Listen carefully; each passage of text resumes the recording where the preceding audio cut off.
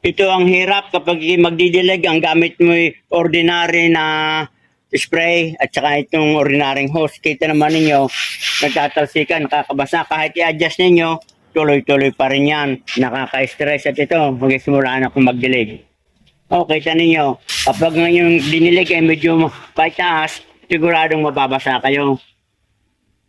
Didilig ka na nga, nababasa ka pa, stress ka pa. Yan mga kabayan, kita naman ninyo, wala pang kalahating oras akong nagdidilig. Basa na ang aking short, pati itong aking damit.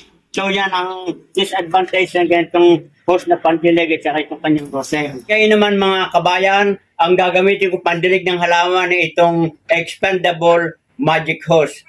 At ako ay nababasa doon sa ginamit kong ordinaryong hose at ordinaryong nozzle. At ngayon ay bubuksan ko na itong faucet. At kita naman ninyo mga kabayan, bumibintog yung kanyang hose, lumalaki.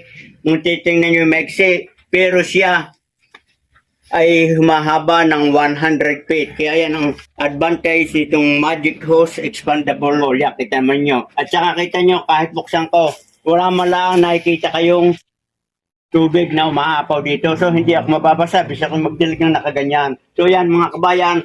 Kung gusto nyo ng ganitong safe na pagdidilig, hindi kayo nababasa at hindi nasasayang ang tubig na ating ginagamit na natatapon ng hindi napunta sa halaman, ito ang inyong gamitin.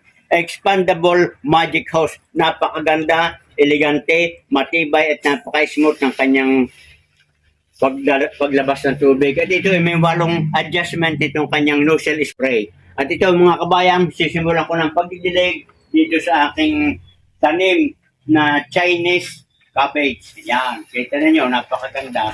Hindi katulad ng isa, basang-basa itong aking ganito. Yan.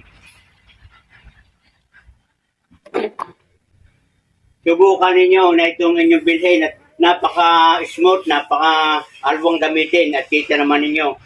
Kahit mataas, hindi ka mababasa, walang tumatalagsik na tubig. So yan mga kabayan, good luck and good health. At kung gusto niyo ito, magpalit na kayo ng inyong host. Mapagpalang araw at sana'y nagustuhan niyo yung video na ito.